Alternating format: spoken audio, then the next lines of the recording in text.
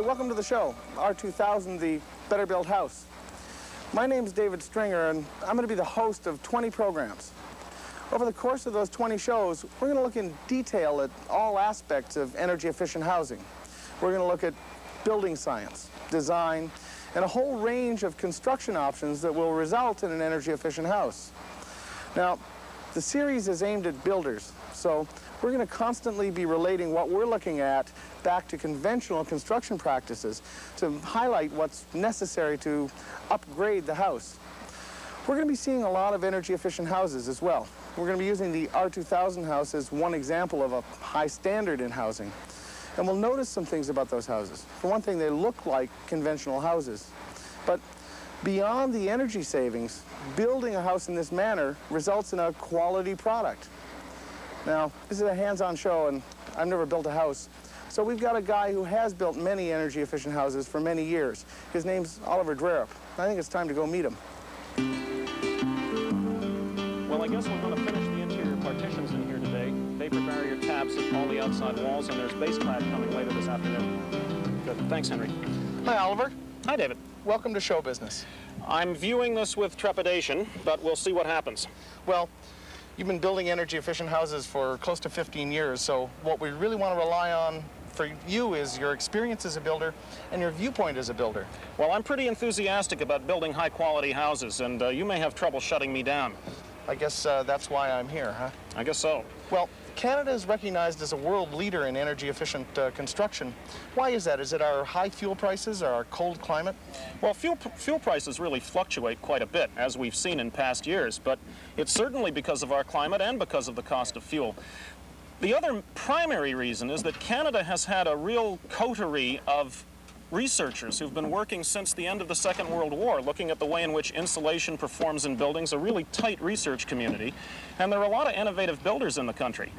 Between the two of them, the whole process has come to the attention of the government, and we now have programs like the R-2000, which is intended to promulgate this sort of building all through the country. Yes, I just walked past my first R-2000 sign, and I bet it's not my last R-2000 sign. So let's start there.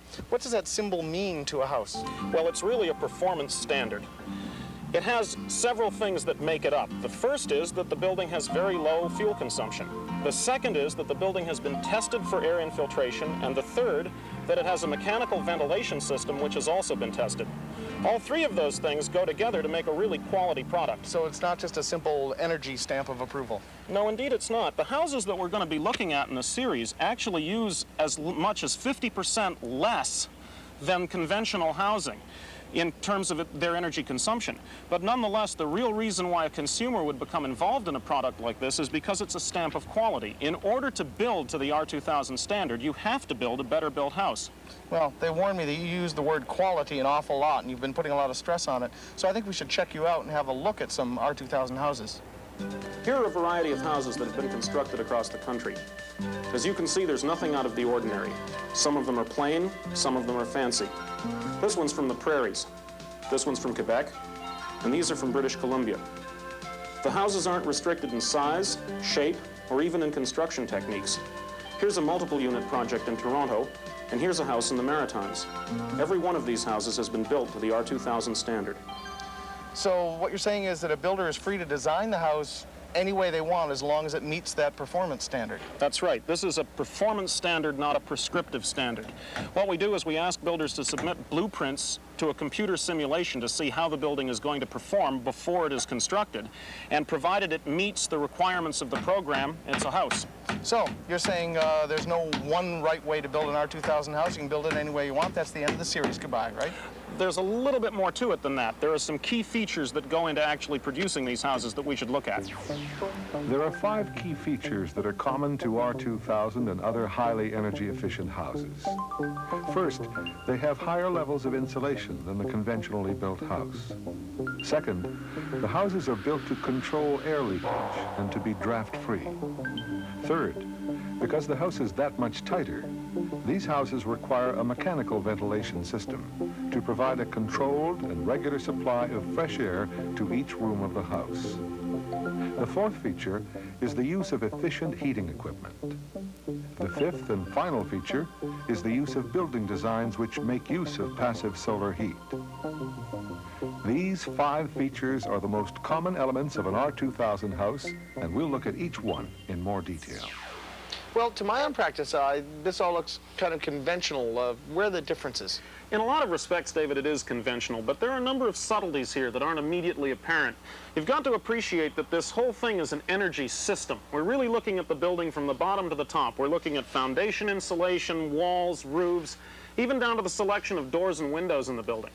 Okay, so that sounds like you're going to use more materials and higher quality materials, but what makes it tricky? Well, you're going to be using a lot more design, and you're also going to be using a lot more quality workmanship on the site. There's nothing particularly tricky about it. We just have to use a lot of care and a lot of attention. Let me give you an example. What we have here is just a standard 2x6 wall, somewhat upgraded to give us R20 in the middle, but you'll notice, David, that there's an insulative sheathing that's been put on the outside, and for the purposes of this mock-up, we've got strapping on the interior to demonstrate that you can also put more insulation on the inside if you wish. Are you using the 2x6 to make the wall thicker for insulation? That's one reason. Another reason is because we're able to put these 2x6s on wider centers. They're 2 feet apart instead of 16 inches, which is conventional in 2x4 construction. As a result of that, we reduce the amount of wood in the wall. And since wood is not as good an insulator as is the fiberglass, we wind up getting a very strong building, but a much higher R value. So 2x6s, 2 feet apart, actually reduces the total amount of wood in the structure. Right. And not only does it pretty neat. reduce the total amount of wood, but it gives us a higher insulative level. Well, now, is thick insulation the kind of key feature of the R-2000 home? Well, there are 5 key features, and what we want to do is look at the next one, which is the control of unwanted air leakage in the building, which is what this poly is here for. Well, every kind of construction uses poly over the insulation. What's different about this stuff? Well, many different kinds of construction do employ poly, but this is going to run continuously and very carefully detailed right through the entire building. Let's take a look at that. We know that in the standard house, a great deal of air leakage occurs through the various leaks and cracks in the shell of the building. The leaks result in uncomfortable drafts and high fuel bills. The R-2000 home is built to control air leakage. By installing either plastic or other materials in a continuous manner around the house, an airtight seal to the house is provided. This is referred to as the air barrier. So this air barrier runs continuously throughout the house all the way up to the top and around, wrapping the whole thing with no leakage? That's correct. You've got to be very careful to seal it everywhere in the building. It goes around all the headers, around the floors, it goes across the ceiling, around electrical boxes, for example. We don't want to have any holes in this barrier if we can avoid them. And that's going to cause a little bit more necessity for care and attention on the builder's part. Well, it seems to me that if you do your job really well, the people won't be able to breathe in the house. Well, what we're doing here is dealing with the 3rd key feature of an energy-conserving house, which is a mechanical ventilation system. We are going to use a mechanical ventilation system to deliver air to every room in the building to take the place of the air that previously has been passing through the wall just willy-nilly. Well, can we have a look at how one works? Sure. A mechanical ventilation system supplies fresh air to the home, while at the same time exhausting stale, moist air from where it is produced. Inside the home, the system must be sized to meet the needs of the house. It must be able to supply fresh air to all locations of the house and to ensure consistent air quality at acceptable comfort levels. So, in comes the good air and out goes the bad air. Is that about it for this unit? Well, basically, yes, but there's a little bit more than that going on here. Inside the box, there are 2 blowers. One of them is taking stale air out of the building and exhausting it to the exterior, and the other is bringing fresh air in from outside. Inside the box itself, the 2 air streams pass adjacent to one another, and the incoming cold air robs heat from the outgoing warm air, so it actually preheats the cold air coming in.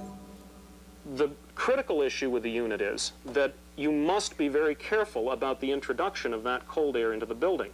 It isn't a requirement of the R-2000 program to have a heat recovery ventilator. You must have ventilation.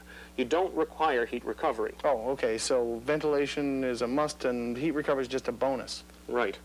But the critical thing here is how that cool air is now brought into the building. You have to ensure that it mixes with house air adequately and that it's not going to be blowing into the various rooms and places where you don't want it. Right, like around your ankles.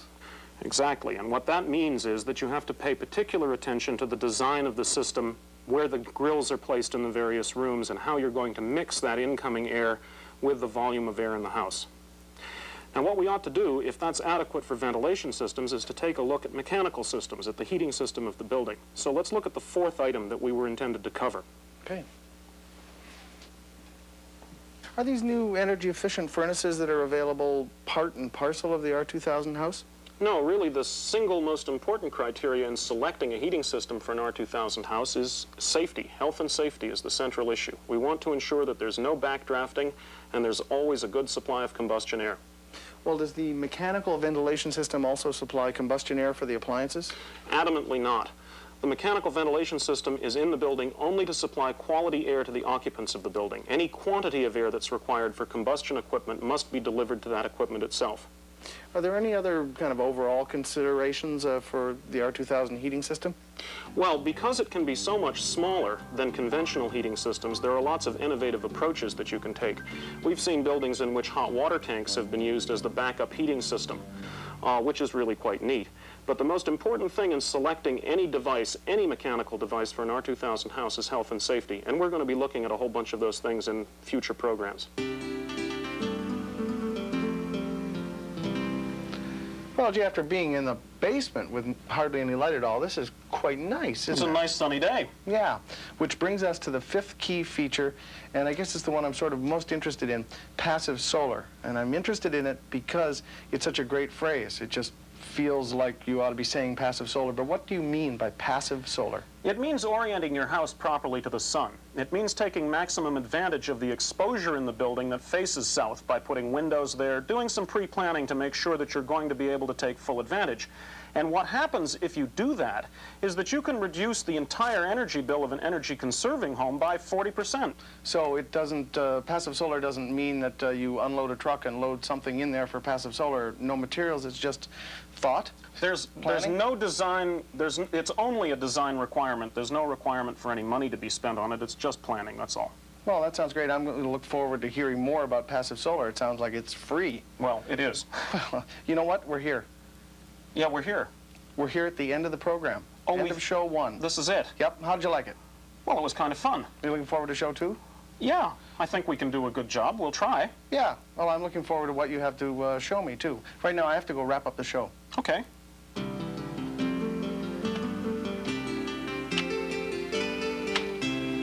Well, that's it for our first show on R-2000, the Better Built House. It's an overview on energy-efficient houses that are being built under the R-2000 logo. Now, from the builder's perspective, we found out that these houses may take a little bit more time, materials, and attention, but those things can add up to a house that's not only energy efficient, but also better built. And a bonus comes along with it. These houses are more comfortable and have a healthy, controlled indoor environment. On the next program, we're going to look at building design. Join us. I'm in the mechanical room of a typical R-2000 house, and the equipment down here not only heats the house, but it supplies... More up tempo and stop there. I'll stop this thing, a little more energy. Okay. Thank you. Come on down to the mechanical room. Come on down. We got HRV. We got a furnace. It's a Lennox pulse. It's very fine. Use controlled combustion all the way through. It's 95% efficient. And you know how much that costs? You might think that costs $3,000. You might think that costs $4,000. You might think that costs $5,000, but you're wrong. Today, $29.95. How do I stay in business, you ask? Crazy David. I steal them. Anytime.